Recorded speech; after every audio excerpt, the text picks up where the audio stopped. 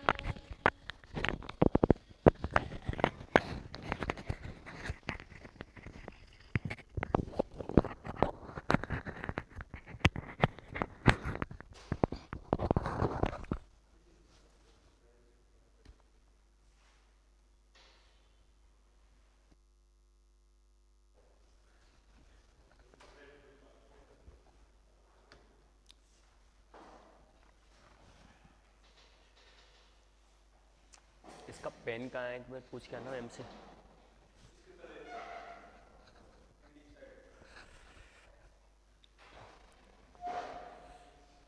Chemistry शुरू करें या फिजिक्स करें बताओ? नहीं, जिससे आपको जहां से आपको अच्छा लगे वहां से।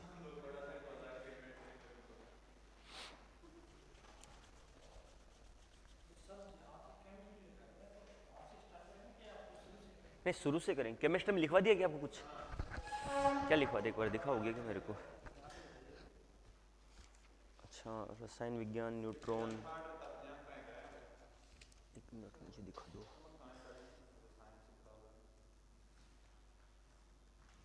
रसायन विज्ञान हो गया, काले मिट्टी खोज, मिश्र देशी हो गया। अच्छा, परमाणु चालू कर दिया आपके। इलेक्ट्रॉन हो गया।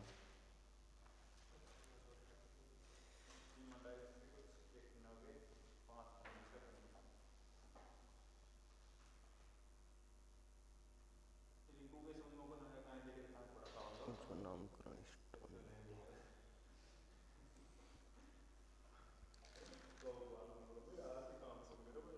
प्रोटॉन हो गया, न्यूट्रॉन हो गया, एंगस्ट्रॉन हो गया, नाभिक फर्मी हो गया, नाभिक की खोज होगी, पोजिट्रॉन हो गया, मेसॉन, एंटो, न्यूट्रॉन, परमाणु क्रमांक। तो बायो पढ़ा रहे थे या केमिस्ट्री चालू कर दी थी तुम्हारे?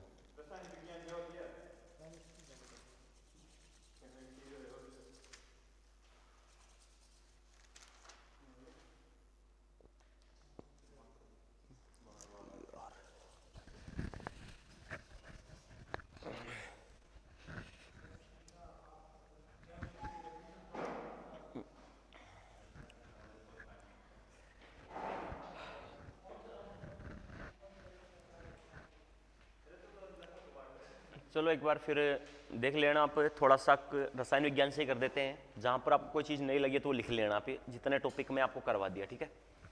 देखिए,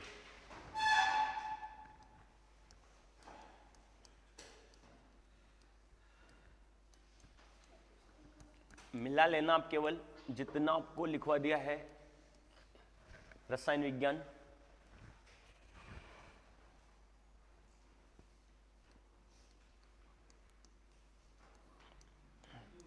जनक कौन था इसका?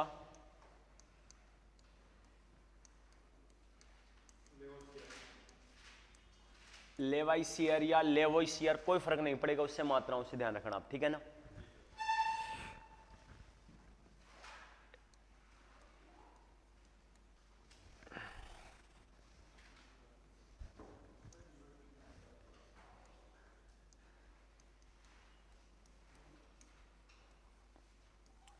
परमाणु,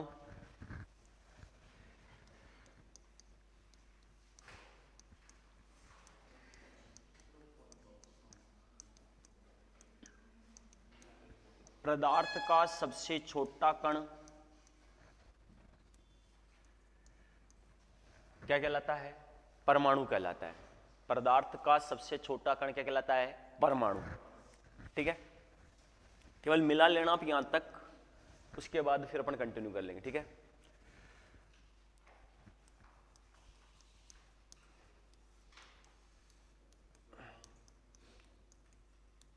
परमाणु की जानकारी किसने दी थी? महर्षि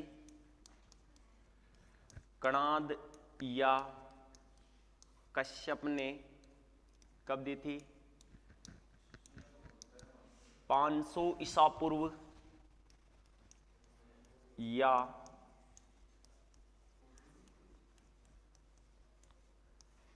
6ठी शताब्दी में दी।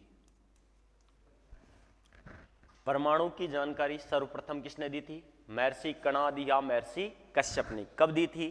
500 ईसा पूर्व या 6ठी शताब्दी में।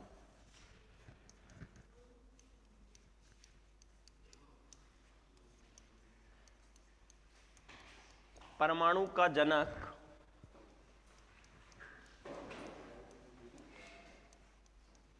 किसको कहा जाता है?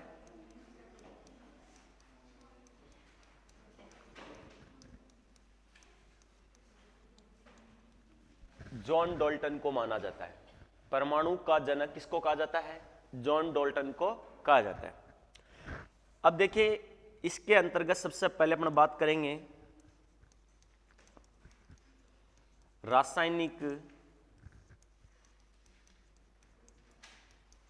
संयोजन के नियम।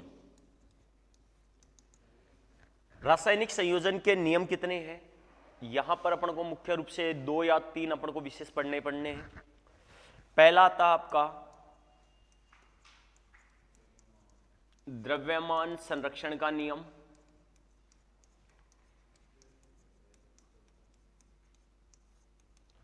और दूसरा है आपके स्थिर अनुपात का नियम, और तीसरा है आपका गुणित अवस्था का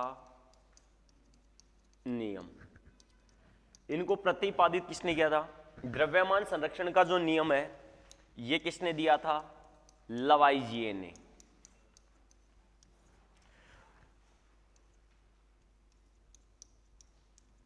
स्थिर अनुपात का नियम दिया था जोसेफ प्राउस्ट ने, और गुणित अवस्था का जो नियम है ये दिया था किसने?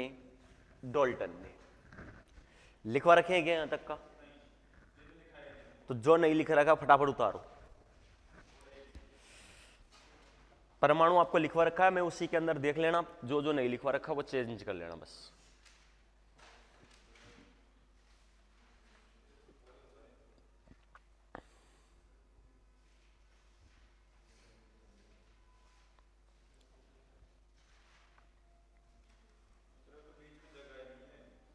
तो पीछे से लिख लो हेडिंग डाल के फटाफट थोड़ा।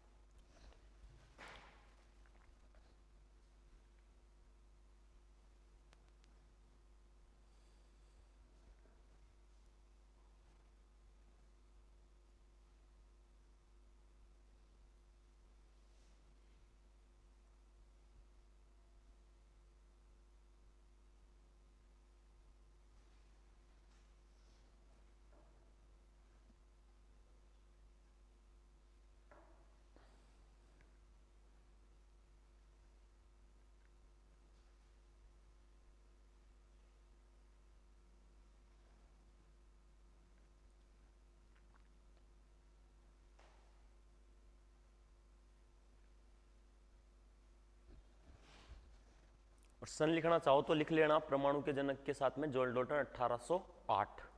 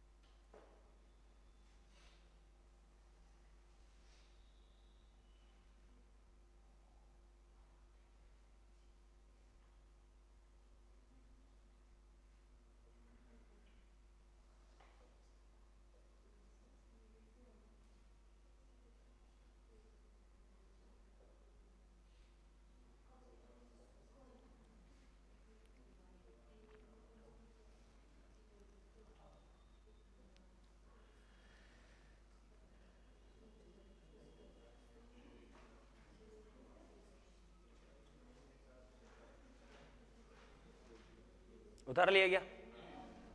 आगे लिखेंगे, पहले एक लाइन और लिखेंगे नोट डाल के। परमाणु का आधुनिक मॉडल, परमाणु का आधुनिक मॉडल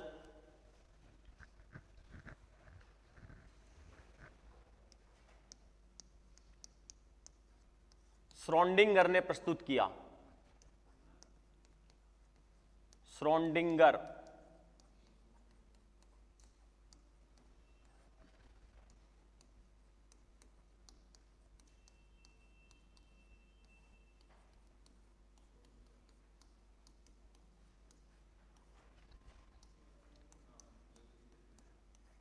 परमाणु का आधुनिक मॉडल श्रोडिंगर ने प्रस्तुत किया।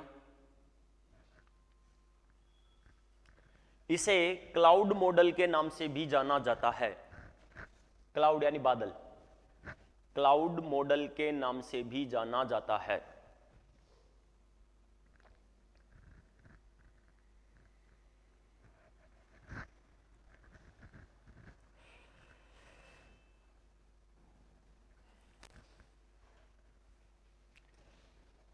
अब देखिए, अपन बात कर रहे थे रासायनिक संयोजन का पहला नियम, जिसको हेडिंग डाल लेना आप, कौन सा? द्रव्यमान संरक्षण का नियम।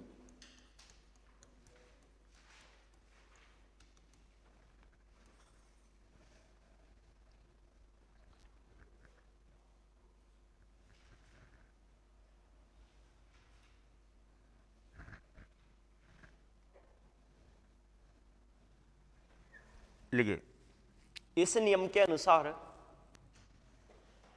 इस नियम के अनुसार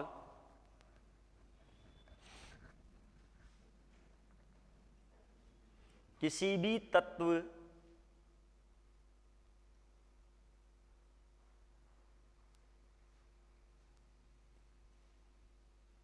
के द्रव्यमान को, किसी भी तत्व के द्रव्यमान को न तो उत्पन्न किया जा सकता है और न ही विनाश,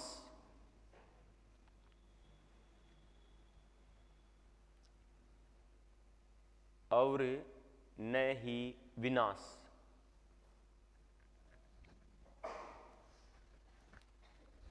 यानी कि अपन उसमें क्या करेंगे, केवल एक रूप से दूसरे रूप में, आगे लिखेंगे केवल एक रूप से दूसरे रूप में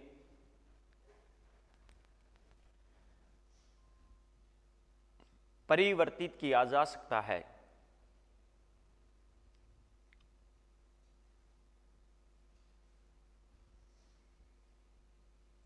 एक रूप से दूसरे रूप में परिवर्तित किया जा सकता है।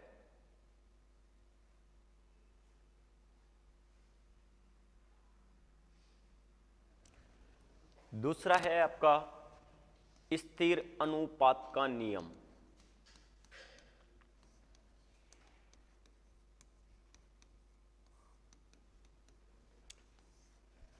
स्थिर अनुपात का नियम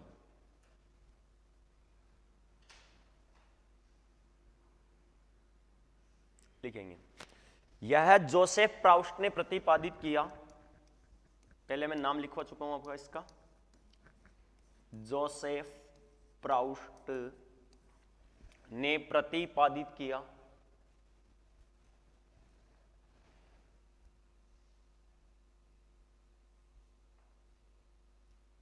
इसके अनुसार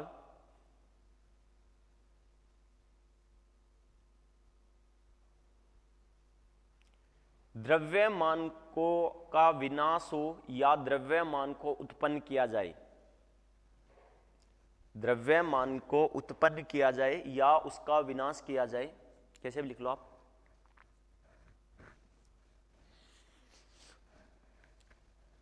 द्रव्यमान को उत्पन्न किया जाए या उसका विनाश किया जाए, लेकिन उसका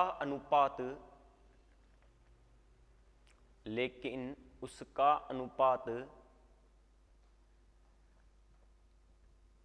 समान होना चाहिए।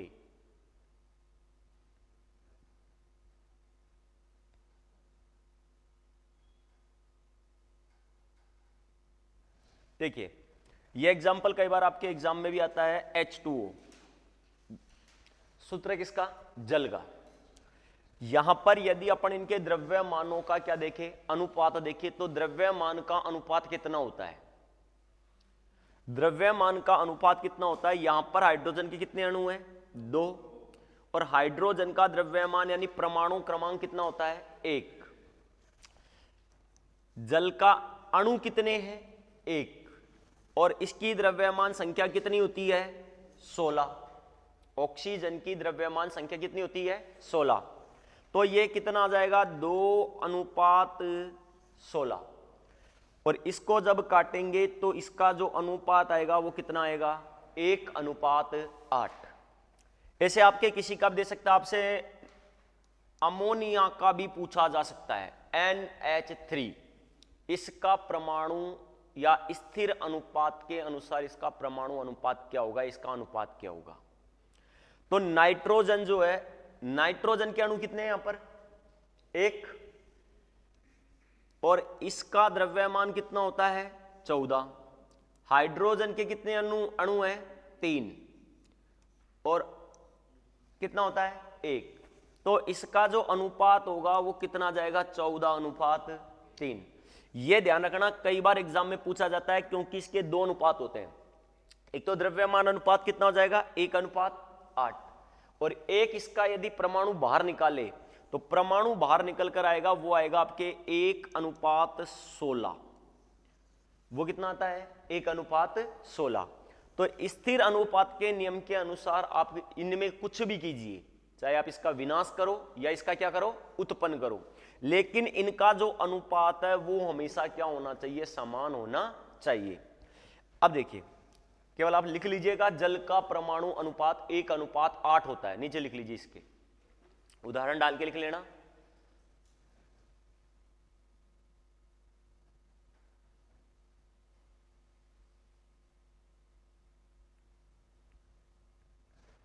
एक 1:8 होता है।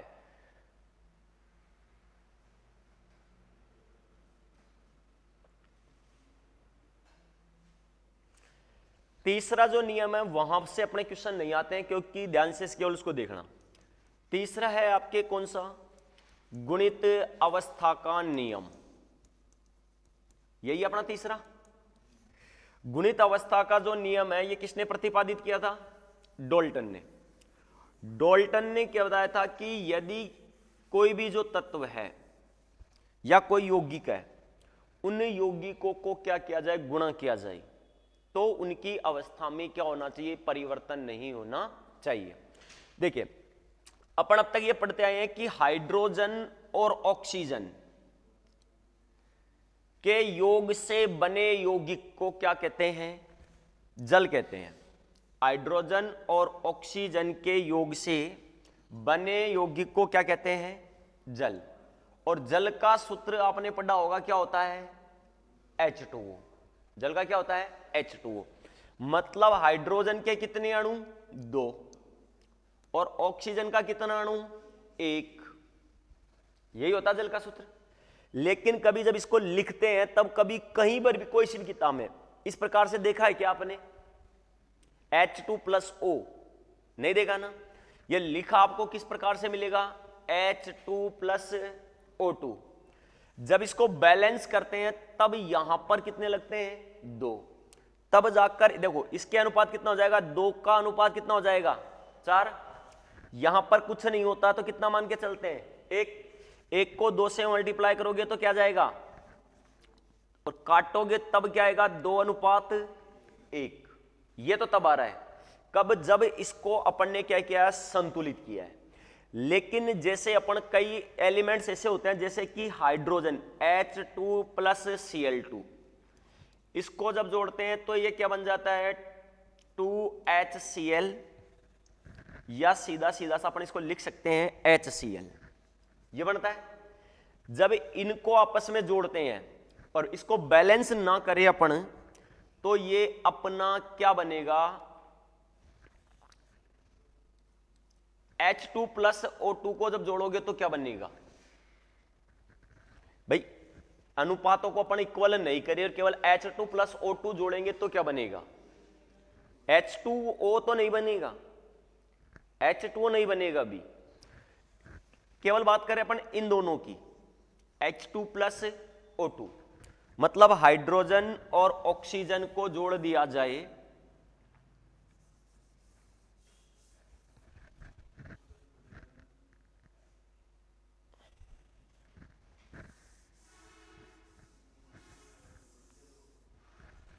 हाइड्रोजन और ऑक्सीजन को जोड़ दिया जाए तो अनुपात क्या आ रहा अपना? H2+O। अब इससे क्या बनेगा? इससे जो बनेगा वो आपके बनेगा H2+O2, जिसको हाइड्रोजन पर ऑक्साइड के नाम से जाना जाता है। हाइड्रोजन पर ऑक्साइड। जब इसी समीकरण के अंतर्गत अपन नियम लगाते हैं, कौन सा? गुणित अवस्था का नियम, जो किसने प्रतिपादित किया था? डाल्टन ने। तब ये लगाते हैं तो ये क्या बनता है? अपन इसको लिखते क्या है? H2O। और संतुलित करते समय क्या लगाते हैं आगे? 2।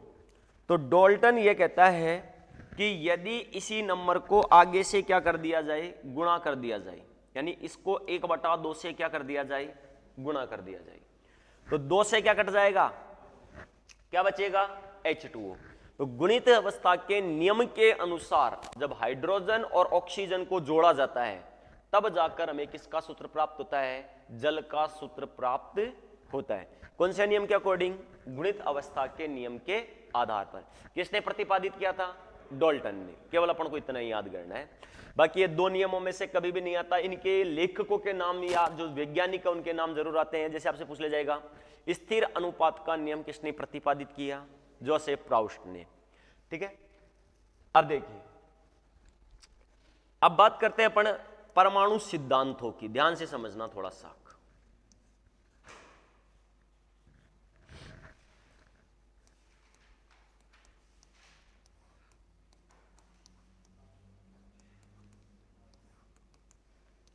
आपको लिखा भी रखे होंगे परमाणु सिद्धांत। पहले सिद्धांतों के नाम कौन से हैं और सिद्धांतों को प्रस्तुत किसने किया? क्योंकि थ्योरी में से अपने क्वेश्चन नहीं के बराबर आते हैं, अपने क्वेश्चन अच्छा, ज्यादातर एसएससी वाले होंगे यहाँ पे, एसएससी हो या ग्रेजुएशन सीईटी हो, मैक्सिमम आपके क्वेश्चन ऊपर से आएंगे, पिछले पेपर आप उठा के देख सकते हो। सबसे पहला सिद्धांत परमाणु का,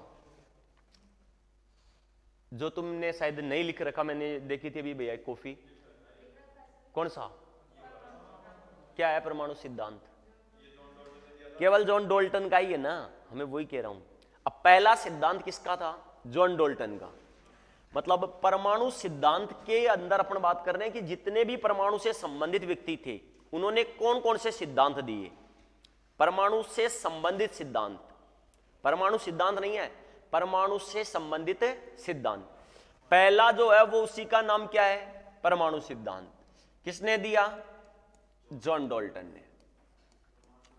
अरे एक चीज बताओ, जॉन डोल्टन उसका पिता था, तो अपने बेटे के बारे में सबसे पहले कौन बताएगा? पिता ही बता सकता है ना। तो इसने, परमाणु ने क्या बताया था, यानी कि डोल्टन ने क्या बताया था कि जो एक परमाणु होता है उसके निर्माण, या परमाणु एक क्या है? अविभाजित कण है। परमाणु क्या है? अविभाजित कण, मतलब इसे विभाजित नहीं किया जा सकता। समान तत्वों के गुणधर्म वाले परमाणुओं का क्या होता है? अनुपात भी कैसा होता है? समान होता है। जबकि भिन्न भिन्न तत्वों से बने परमाणु का अनुपात जो होता है वो भी क्या होगा? भिन्न भिन्न होगा। जब एक चीज बताओ, कोई भी दो तत्व जिनका अनुपात फिक्स नहीं है, तो उनसे जो परमाणु बनेगा उसका अनुपात भी क्या आएगा? अलग अलग ही आएगा ना। तो दूसरा जो सिद्धांत आता है वो ध्यान से सुनना, वो आता है आपका प्लम पुडिंग मॉडल। लिखा हुआ है क्या आपके? परमाणु से संबंधित सिद्धांत है कौन सा? Plum pudding model. Plum pudding model को प्रस्तुत करने वाला व्यक्ति कौन था? थॉमसन, जिसका पूरा नाम है जे थॉमसन। फिर तीसरा मॉडल आता है आपके कौन सा? स्वर्ण पत्र प्रयोग या स्वर्ण पत्र मॉडल। इसकी चर्चा मैंने आपको परसों के रोज बताई थी। किसने दिया था? रदरफोर्ड ने। ये स्वर्ण पत्र प्रयोग हो गया। फिर इसके अलावा एक आता आपके मिलिकन का तेल बूंद प्रयोग, जो अपन को इक्के दुक्के इसमें से पढ़ने भी हैं और कुछ नहीं भी पढ़ने। ये तेल बूंद प्रयोग, ये आपको इलेक्ट्रॉन में लिखाया हुआ है मुलिकन या कुछ ऐसे नाम लिखाया हुआ है, बाकी उसका नाम मिलिकन मिलता है। तेल बूंद प्रयोग में परमाणु का तेल बूंद प्रयोग देने वाला कौन था? मिलिकन। फिर आता है एक अधिकतम बहुलता का नियम। इससे पहले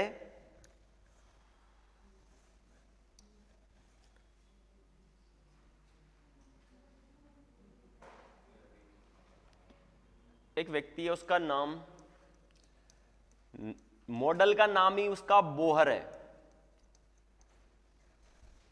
बोर या बोहर, बात एक ही है। बोहर का प्रयोग जो देने वाला कौन था? Niels Bohr. फिर आता है एक आपके अनिश्चितता का सिद्धांत। अनिश्चितता का सिद्धांत देने वाला व्यक्ति कौन था? हाइजेनबर्ग। हाइजेनबर्ग ने अनिश्चितता का सिद्धांत दिया। फिर एक आता है आपके अधिकतम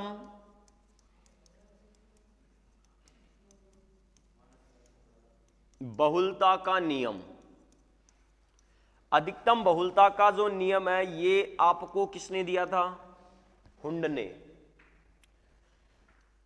फिर आती है आपके एक बोर बरी संकल्पना। ये देने वाला व्यक्ति था नील्स बोहर व हाइजेनबर्ग। और एक आता है आपके इसमें, नियम का नाम है आपबाउ का सिद्धांत।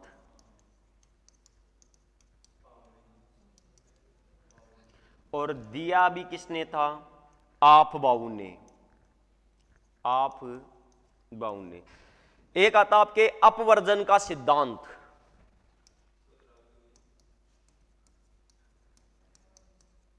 अपवर्जन का सिद्धांत जो आपके दिया था पाउली ने। ये सारे के सारे जितने भी सिद्धांत हैं ये किससे रिलेटेड है? परमाणु से। अपन को सारे नहीं पढ़ने, लेकिन इनमें से अधिकतर पढ़ने हैं। हाँ, उतार लीजिए।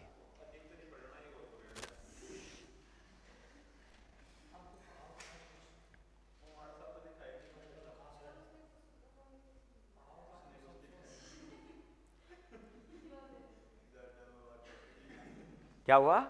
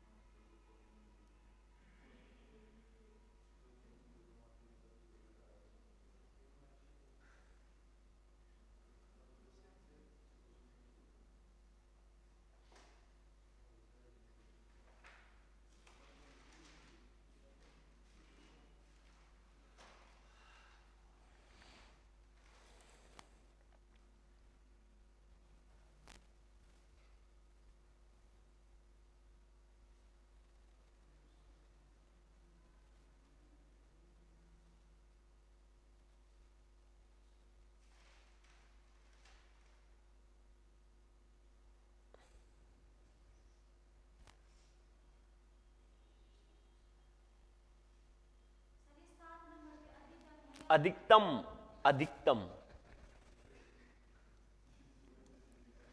अधिकतम बहुलता का नियम।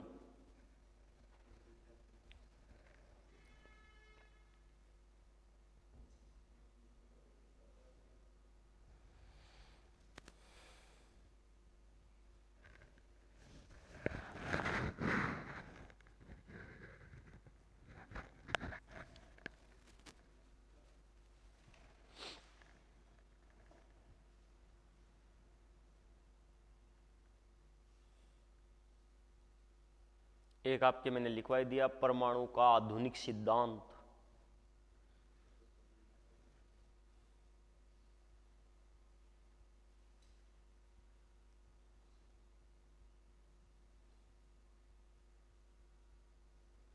सब लिखवाना पड़ता है भाई साहब, नहीं तो कल तुम कहीं देखोगे तो फिर ऐसे कहोगे यार उस कोचिंग में तो आधे ही पढ़ाए हमें, है ना? अरे पता है मुझे कितने सीधे साधे हो, जलेबी की तरह हो बिल्कुल।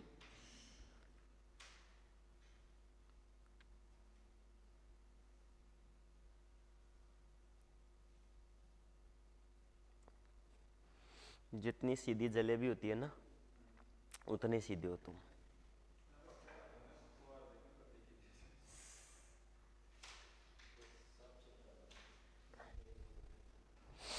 उतार लिया गया। अब देख लो तुम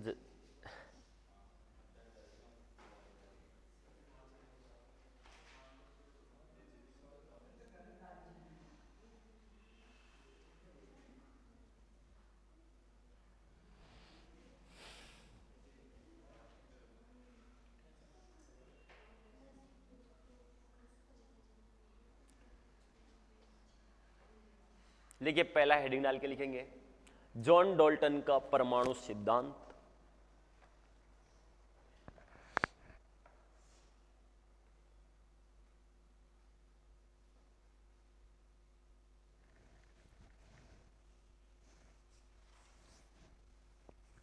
लिखेंगे इसका पहला शब्द।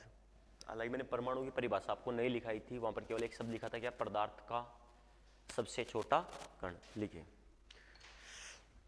परमाणु एक अविभाजित कण है। परमाणु एक अविभाजित कण है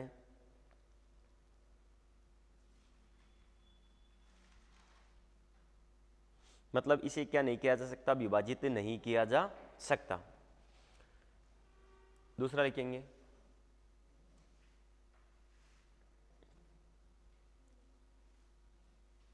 परमाणु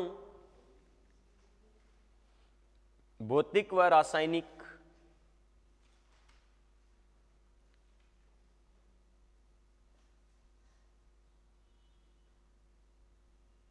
गुणों के आधार पर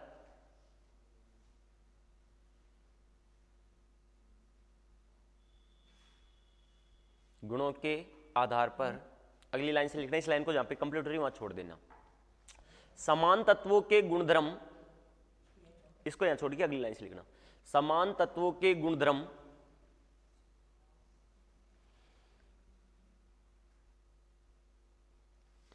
वाले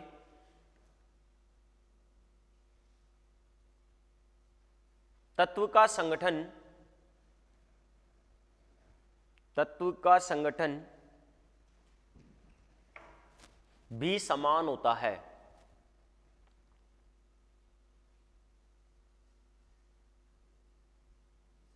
समान होता है। अगली लाइन लिखेंगे, भिन्न भिन्न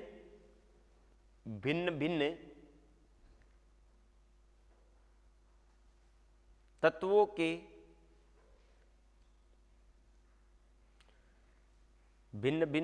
के द्रव्यमान एवं रासायनिक गुणधर्म भिन्न भिन्न होते हैं।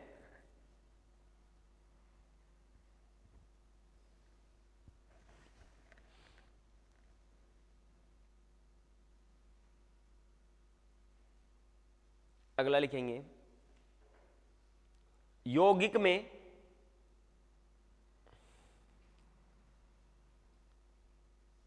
में परमाणुओं की सापेक्ष संख्या, यानी परमाणुओं की संख्या एवं प्रकार निश्चित होते हैं।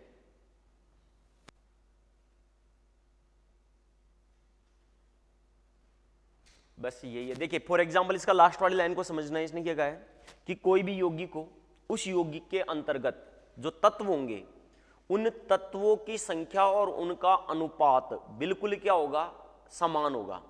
जैसे अपन ने एक सूत्र लिया ग्लूकोज का C6H12O6, ठीक है।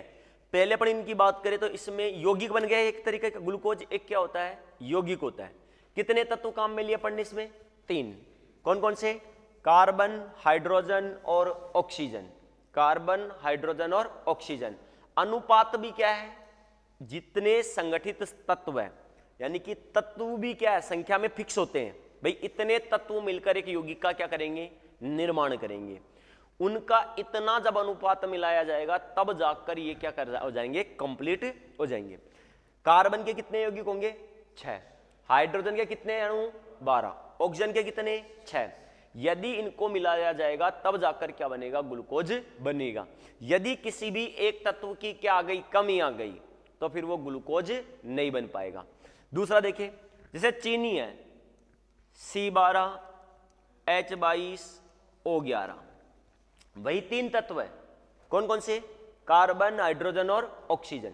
यहां पर भी वही 3 है, लेकिन उधर उनका अनुपात देखो और इधर अनुपात देखो, दोनों में अंतर किसका है, अनुपातों का। यदि अनुपात चेंज कर दिया जाए तो यौगिक का नाम भी क्या हो जाता है, चेंज हो जाता है। तो अंतिम जो लाइन है वो यही कहती है कि जो यौगिकों की संख्या और उनका अनुपात भी क्या होता है, समान होता है। ठीक है।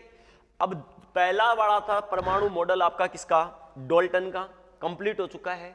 अब दूसरा आप डालेंगे आप थॉमसन का परमाणु मॉडल।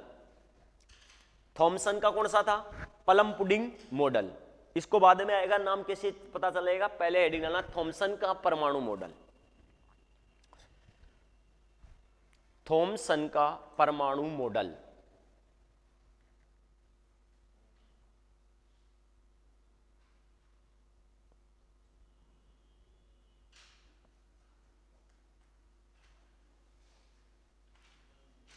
लिखिए, थॉमसन ने परमाणु की तुलना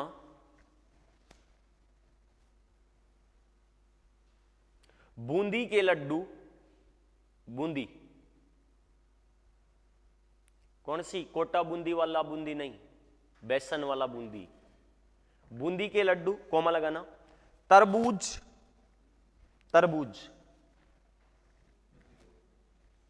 कोमा क्रिसमस ट्री से की,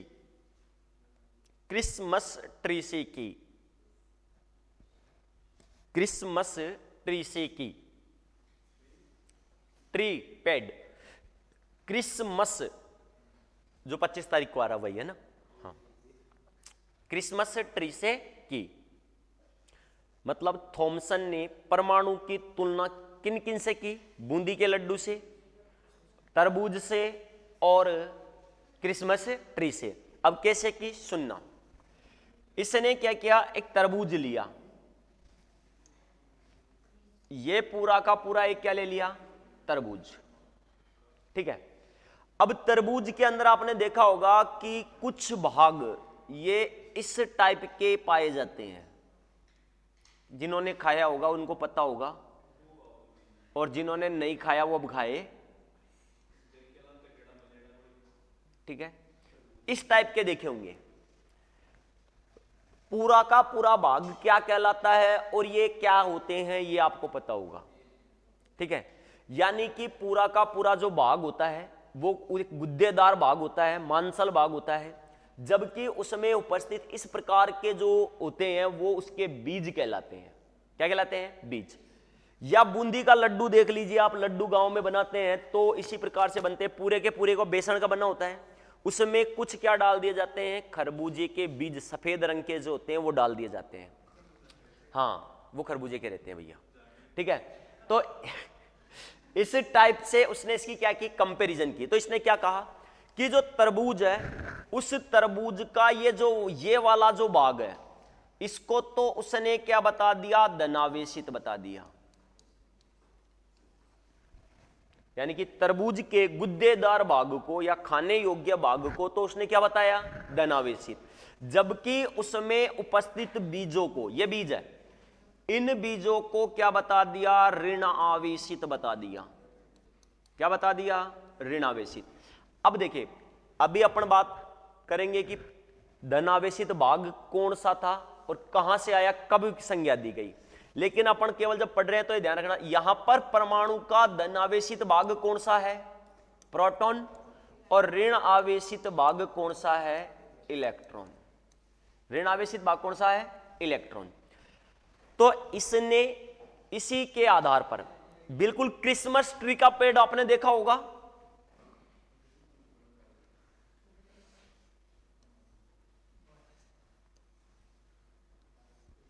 इस टाइप का ही होता है क्या, मेरे हिसाब से इसी टाइप का होता है, और ये यानी कि ऊपर भी इस टाइप की होती है वो, ठीक है। ये क्या बना दिया, ये क्रिसमस का पेड़ ऐसा ही होता है, कभी देखना आप, ऊपर इस टाइप से होता है, उसमें इस टाइप के क्या होते हैं, फल लगे होते हैं। मार्केट में पेड़ भी खूब मिलते हैं, क्या क्या रहते हैं, अरे लट्टू नहीं, अब आएगा 25 तारीख को आ रहा है क्रिसमस ट्री, तब चेक कर लेना पेड़ कैसा होता है। 25 दिसंबर को वो पेड़ भी बनाते हैं क्रिसमस ट्री का, खूब आता है, ठीक है ना। तो इस टाइप का पेड़ होता है जिसके अंदर यहां पर क्या लगे होते हैं, फल लगे होते हैं। ये जो है ये क्या लगे होते हैं, फल, मतलब उसमें लाल लाल से एक डोडे टाइप के लगे होते हैं, वो उस क्रिसमस के क्या होते हैं, फल।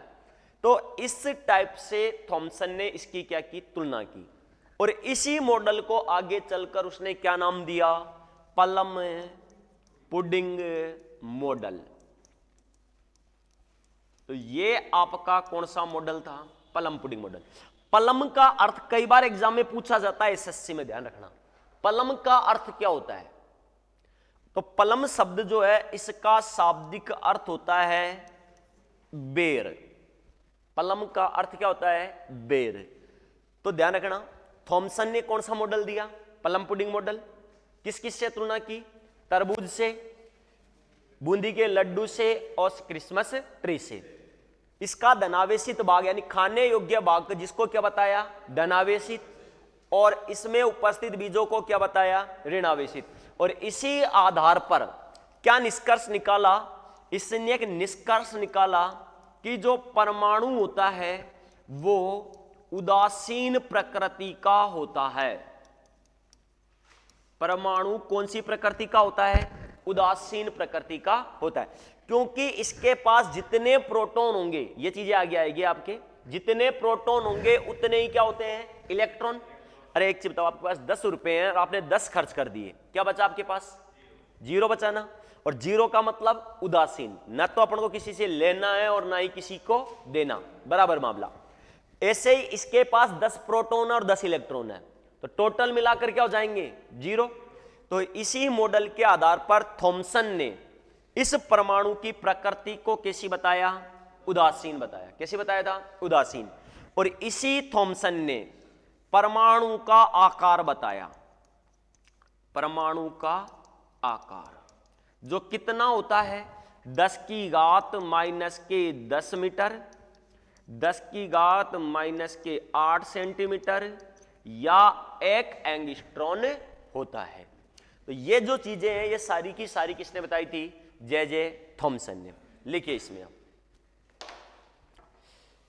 कहां तक लिख लिया आपने, क्रिसमस ट्री से की, आगे लिखिए। इसने तरबूज के गुद्देदार भाग को, तरबूज के गुद्देदार भाग को धन आवेशित कण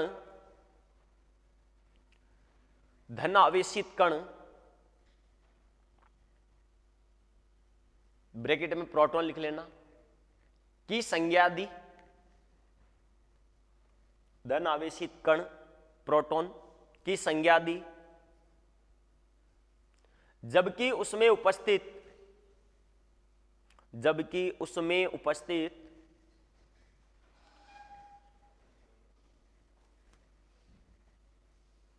बीजों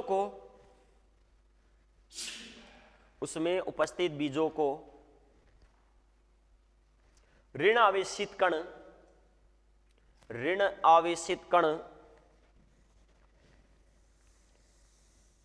इलेक्ट्रॉन की संज्ञा दी।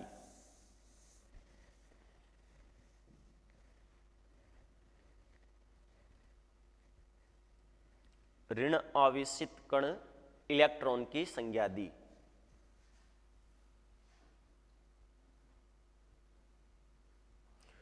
इसी के आधार पर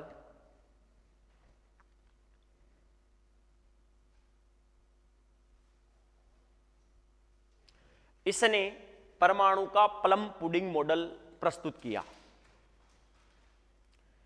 इसी के आधार पर इसने परमाणु का प्लम पुडिंग मॉडल तैयार किया या प्रस्तुत किया।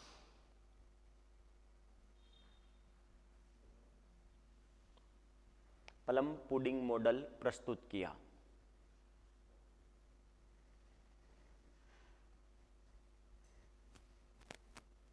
जिसमें प्लम का शाब्दिक अर्थ बेर होता है, जिसमें प्लम का शाब्दिक अर्थ बेर होता है।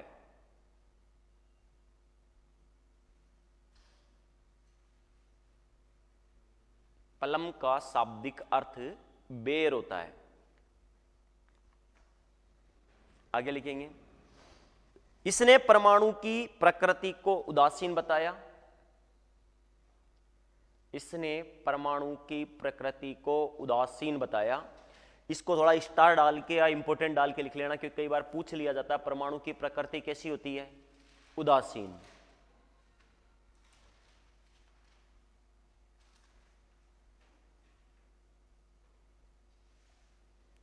और आगे लिखेंगे, परमाणु का आकार 10 की घात माइनस के 10 मीटर या 10 की घात माइनस के 8 सेंटीमीटर। परमाणु का आकार 10 की घात माइनस के 10 मीटर, 10 की घात माइनस के 8 सेंटीमीटर या एक एंगस्ट्रॉन होता है। जिसके अंग्रेजी में वहां पे नहीं समझ में आए वो हिंदी में लिख लेना।